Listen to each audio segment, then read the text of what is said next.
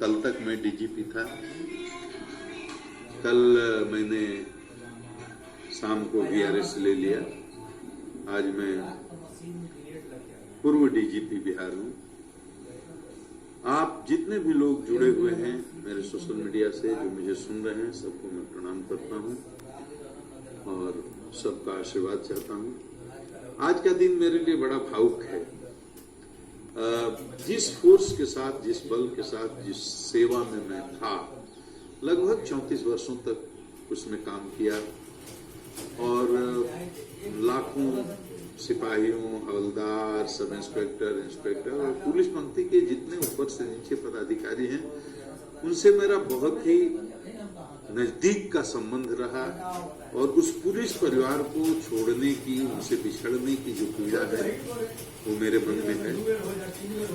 और मैं तमाम अपने उन सिपाहियों को, बहादुर सिपाहियों को, हवलदार भाइयों को, उन तमाम पुलिस पदाधिकारियों को, थाना प्रभारी हों, इंस्पेक्टर हों, डीएसपी हों, एसपी हों, उसके ऊपर के जितने पदाधिकारी हों, मैं बहुत बहुत हृदय से आभार व्यक्त करता हूं, उनके प्रति अपनी कृतज्ञता व्यक्त करता हूं कि जहां जिस मिशन पर उनको लगाया उन्होंने बहादुरी के साथ काम किया। और मैं जो एक पुलिस को जनता के नजदीक ले जाना चाहता था, जो दूरी एक आम पुलिस, आम पब्लिक और जनता के बीच में उस दूरी को कम करने का जो मेरा प्रयास था, उसमें बहुत मुझे सहयोग मिला अपने बल से। खास करके कोरोना के टाइम में जिस तरह से रात दिन जग करके हमारे सिपाही, हवलदार, थानेदार, सारे पंक्ति के सभी पदाधिकारियों ने सेवा का काम किया, उससे पुलिस के प्रति बहुत सकारात्मक भाव आम जनता में गया है, सकारात्मक संदेश आम जनता में गया है। ये कहने की बात नहीं है कि पुलिस की छवि बहुत ही नकारात्मक, यही नहीं सब जगह। और बहुत बड़ा आस्था का संकट है, विश्वास का संकट है। जो समाज के शोषित हैं, दलित हैं, वंचित हैं, जो समाज के सबसे निचले पायदान पर खड़े हुए लोग हैं, उनका भरोसा पुलिस में कम हुआ है, कम है। वो पुलिस को अपना शुभचिंतक नहीं मानते और को लगता है कि पुलिस उनकी अपनी नहीं है। मैंने इस दूरी को कम करने की कोशिश की। पुलिस में भी अपने गुलामी के संस्कार हैं, अंग्रेजों की बनाई हुई पुलिस है, उनकी मानसिकता को बदलने की जरूरत है। ये मैंने की कोशिश और मैंने बार बार कहा, आप महसूस करो कि आप आम जनता के सेवक हो। और इसीलिए मैं कई जगह, हर प्लेटफॉर्म पर, और शुरू से, ये नहीं कि डीजी बनने के बाद, जहां एसपी रहा तो, डीआईजी रहा तो, आईजी रहा तो, मैं हमेशा पब्लिक प्लेटफॉर्म से बात बोलता रहा हूं कि हमारी नजर में वही पुलिस कर्मी या पुलिस पदाधिकारी हीरो है जिससे गुंडे डरे, बदमाश डरे, कानून को तोड़ने वाले डरे, अपराधी वाले डरे, लेकिन आम जनता ना डरे। आम जनता जिसको प्यार करे, आम जनता जिसमें अपनी आस्था व्यक्त करे, आम जनता का जिस पर भरोसा हो, वो पुलिस पदाधिकारी मेरी नजर में हीरो है। और ये मेरी शुरू से कोशिश रही है। डीजीपी जब बिहार का मैं बना तो मुझे पूरे बिहार स्तर पर काम करने का मौका मिला और इसी अपने तरीके से मैंने कम्युनिटी पुलिसिंग जो मैं शुरू से करता आया था वो मैंने किया और हमारे सभी लोगों ने, भाइयों ने सहयोग दिया। मैं उस पुलिस परिवार को छोड़ चुका हूं, लेकिन आत्मिक जुड़ाव अभी भी है। जो अच्छे काम करने वाले हैं, हर तरह के लोग हैं, कुछ गलत काम करने वाले लोग हैं, तो जो अच्छे काम करने वाले लोग हैं उनके प्रति मेरी संवेदना वैसी ही है और मेरा आत्मिक लगाव भी वैसा ही है। कभी भी संकट में, किसी भी स्थिति में, व्यक्तिगत या पारिवारिक कोई भी जरूरत हो तो मैं हमेशा उनकी सेवा में रहूंगा। पुलिस मेंस एसोसिएशन के जितने पदाधिकारी हैं, सदस्य हैं और पुलिस एसोसिएशन के जितने हमारे लोग हैं, अध्यक्ष से लेकर जितने भी लोग, सब भाइयों का इतना प्यार, इतना सम्मान मिला। मुझे याद है कि किस तरह से पुलिस मेंस एसोसिएशन के लोग पूरी तरह से फोकल होकर मेरे पक्ष में उतरे थे जब उन पर किसी तरह के आरोप लगाए जा रहे थे। तो सारे पुलिस परिवार के लोग, चाहे पुलिस एसोसिएशन के हो, पुलिस में हमेशा हमारे हर लड़ाई में, हमारे हर संघर्ष में मेरे साथ खड़े रहे। उनको धन्यवाद देता हूं। और मैं, जो मेरी आलोचना कर रहे हैं, जो मुझे ट्रोल करने की कोशिश कर रहे हैं, मैं उनके प्रति कोई भी अन्यथा भाव नहीं रखता। मेरा उनके प्रति भी मेरे मन में बहुत सम्मान है। शायद वो मुझे नहीं जानते हैं, और जानते हैं तो बहुत कम जानते हैं। टोटलिटी में अगर जानते तो वो समझते कि मैं किस तरह का आदमी हूँ। और जो लोग जानते हैं, बक्सर के लोगों को तो बताने की जरूरत नहीं है, बक्सर के कुछ लोग जुड़े हुए हैं, सुन रहे होंगे, वो तो जानते हैं, उनको देखा है किस तरह के परिवार से आता हूँ, गरीब किसान का बेटा हूँ, और वहां से किस तरह संघर्ष। गांव मेरा बक्सर से 20, 22, 23 किलोमीटर की दूरी पर एक पिछड़ा हुआ गांव। जब मैं वहां पैदा हुआ, बिल्ली नहीं थी, सड़क नहीं था, पानी नहीं था, और स्कूल नहीं, हॉस्पिटल नहीं, कुछ भी नहीं। हम लोग तो शीशी आती थी दवा की, उसके ढक्कन में छेद करके कपड़े का बत्ती बना करके मां लगा देती थी, केरोसिन तेल भर देती थी, उसकी रोशनी में पढ़े हैं।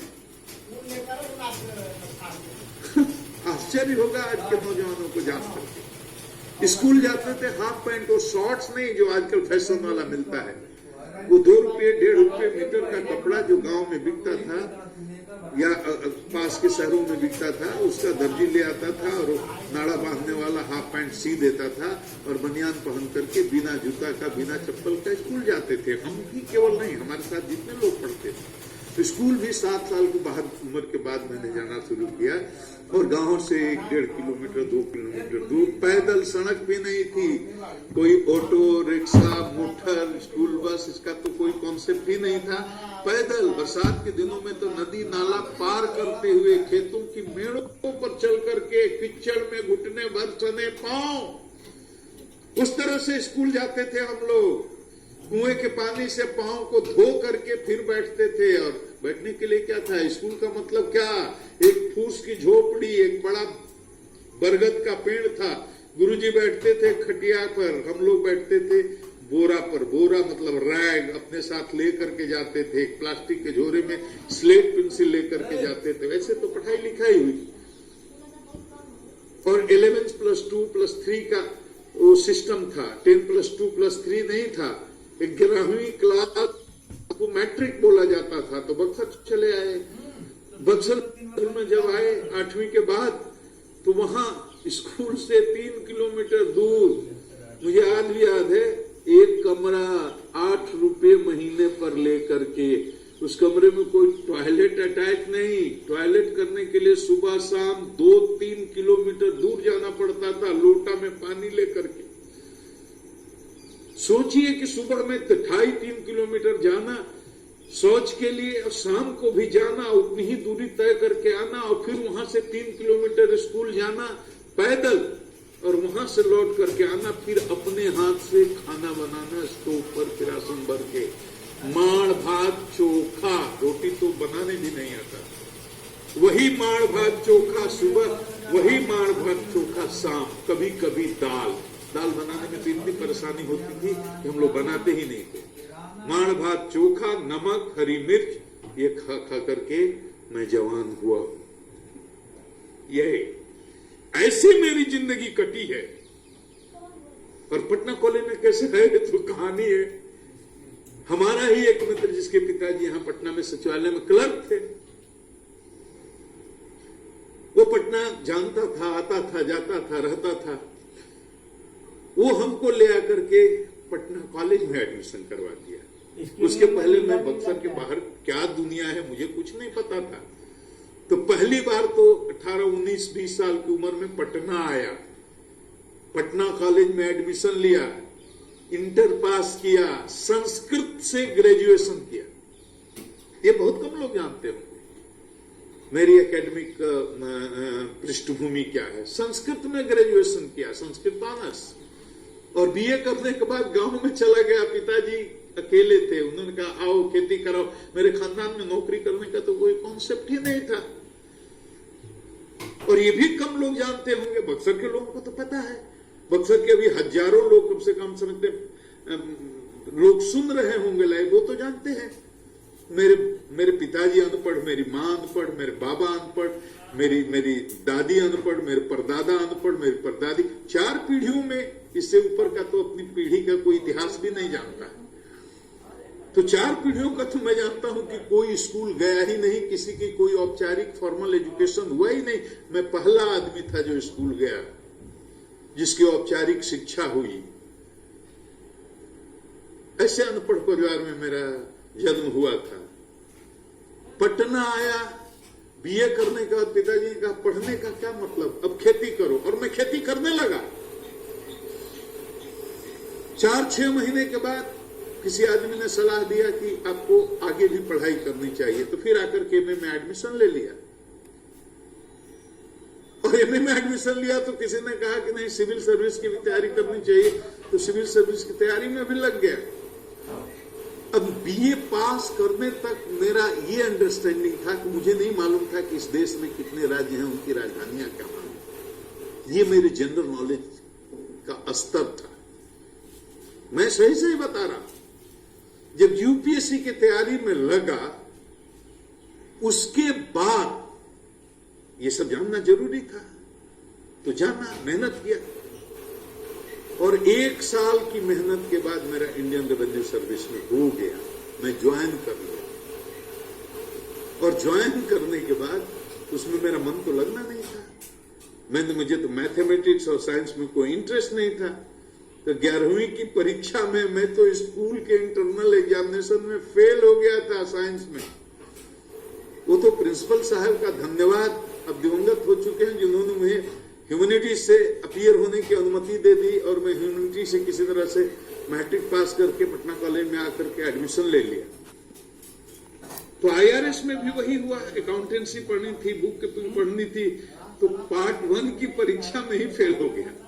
मुझे लगा कि इसमें कोई गुजारा नहीं होने वाला है, ये काम मुझसे होने वाला नहीं है। यूपीएससी फिर दिया था, आईपीएस में हो गया, तो मैं आईपीएस में हो गया, और मुझे बिहार काडर भी मिल गया। और कोठारी कमीशन के चलते उस समय 5 चांसेस मिले। मैं चाहता था और कई बार दे सकता था, लेकिन मैं बिहार छोड़कर जाना नहीं चाहता था। काडर सिस्टम में कोई इस बात की गारंटी नहीं थी कि आईएएस हो जाने के बाद मुझे बिहार मिलेगा। मैंने कभी कोशिश ही नहीं की, बिहार हुआ, मैं संतुष्ट हो गया। और राज्य का बंटवारा भी जब हुआ, झारखंड अलग हुआ, तो वहां के माननीय मुख्यमंत्री थे उस समय श्री बाबूलाल मरांडी जी, जो अभी भी हैं, बहुत सभ्य और बहुत ही शालीन व्यक्ति हैं, नेता हैं, वो माननीय मुख्यमंत्री थे। उन्होंने मुझे व्यक्ति, वो सुनेंगे और कहीं न कहीं से मेरा ये वीडियो उनको तक भी पहुंचेगा। उन्होंने मुझे बुलाकर कहा, मैं सीनियर एसपी पटना रांची था, कि आप झारखंड रह जाइए। और मैंने हाथ जोड़कर क्षमा मांगी कि मैं बिहार की सेवा करना चाहता हूं। और उनकी इच्छा न रहने के कारण भी, वहां रखने के कारण भी मैं वापस चला आया, मैं रुका नहीं, बिहार आ गया। इस तरह से मेरी बैकग्राउंड है। मेरे घर में तो कोई जज नहीं हुआ, कोई पॉलिटिशियन नहीं हुआ, कोई कलेक्टर क्या, कोई मास्टर ही नहीं हुआ। इस तरह से जमीन से उठ करके संघर्ष कर कर यहां तक पहुंचा, बिहार प्रदेश का डीजीपी हुआ। इस बात को, मेरे बैकग्राउंड को लोग जो समझेंगे वही मुझे जज कर सकते हैं। ऐसे किसी को गाली दे देना, ट्रोल कर देना, या किसी उसके एक्शन से, एक स्टेटमेंट से उसके पूरे ओवरऑल पर्सनालिटी के बारे में कोई जजमेंट ले लेना, ये उचित नहीं है। इसलिए मैं बता रहा हूं, और जो बात बोल रहा हूं रिकॉर्ड पर बोल रहा हूं। मैं जानता हूं उसको लाखों नहीं करोड़ों लोग सुनेंगे, इसलिए ऑथेंटिक बात बोल रहा हूं कि कोई भी इस पर आकर के सर्वे कर सकते हैं, अनुसंधान कर सकते हैं, जांच कर सकते हैं कि इसमें एक बात भी मैं गलत बोल रहा हूं। सिविल सर्विस के लिए कभी कोई कोचिंग न की, वो संभव नहीं था। और पटना विश्वविद्यालय में तो स्टूडेंट्स को फ्री कोचिंग कराया जाता था इसके लिए, 100 रुपये केवल देना होता था एडमिशन के लिए। वो 100 रुपया भी मैंने नहीं दिया, वो भी मुझे महंगा लगता था। मैंने नहीं किया कोचिंग, मैंने नहीं ली कोई ट्यूशन। ये विद्यार्थियों के लिए मैं वो बोल रहा हूं कि अगर उनके अंदर हौसला है और संकल्प है, वो मेरे अंदर था। मैं जिद्दी बहुत था, हौसला बहुत था, संकल्प बहुत था, और मेरे अंदर ये दृढ़ विश्वास था कि मैं जो चाहूं सो कर सकता हूं। यही मेरी दृढ़ इच्छा शक्ति मेरी सफलता के पीछे मूल ताकत थी। और मैं आज भी कहता हूं विद्यार्थियों से, जिनको कोई साधन नहीं हो, कोई सुविधा नहीं हो, उनको भी हताश निराश होने की जरूरत नहीं। अगर उनकी संकल्प शक्ति मजबूत है तो वो जो चाहे जीवन में हासिल कर सकते हैं, अपने लक्ष्य को हासिल कर सकते हैं। कोई सपोर्ट सिस्टम मेरा नहीं रहा, जीवन में नहीं रहा, और मैं इस जगह तक पहुंचा। इसमें मेरे माँ पिता के आशीर्वाद के अलावा और कोई सहयोग नहीं रहा। मेरे पिताजी और माताजी को मैं गाइड नहीं कर सकते, तो खुद ही बेचारे अनपढ़ थे, सीधे लोग थे, फकीर की तरह मेरे पिताजी रहते थे। झूठ सच लंद फन दुनिया की राजनीति किसी चीज से उनका कोई लेना देना नहीं। उनका बेटा आईपीएस हो गया तब भी उन्हें न खुशी हुई, न हर्ष हुआ, न द्वेष हुआ। एकदम समभाव के आदमी थे। हमारे आईपीएस होने के 11 साल के बाद उनकी मृत्यु हुई, लेकिन गांव में रहते हुए, अब बगल में थाना रहते हुए, किसी थानेदार को देखा नहीं, किसी सिपाही को भी नहीं देखा। ऐसे थे वो, इतने सहज थे। आईपीएस बना मैं, बिहार आया मैं, और झारखंड के जिलों में जहां जहां कप्तान रहा उसकी चर्चा मैं करूं तो छतरा में कप्तान रहा हूं। छतरा से शुरू किया, दूसरी पोस्टिंग मेरी बेगूसराय में हुई, बेगूसराय का पुलिस कप्तान रहा। बेगूसराय के बाद बेगूसराय का छतरा का क्या माहौल था? छतरा नक्सलियों का गढ़ था, नक्सलियों का गढ़ था, आज भी है, उग्रवादी वहां है। छतरा में मैंने गरीबी देखी। मैं समझता था कि मैं जिस इलाके से आता हूं वहां गरीबी है, मैं उसी को गरीबी समझता था। लेकिन छतरा में मैंने ये देखा कि वहां गरीब जो आदिवासी हैं, हियां हैं, गंजुम हैं, जंगलों में रहते हैं, महीनों महीनों तो उन्हें महुआ उबाल करके खा करके जीना पड़ता है। मेरे हृदय को बड़ी पीड़ा होती है। मैंने पहली बार समझा कि गरीबी ऐसी भी होती है कि भी दोनों समय आदमी नहीं खा सकता है। अगर वो मैंने देखा नहीं होता तो मुझे यकीन नहीं होता कि गरीबी क्या होती है।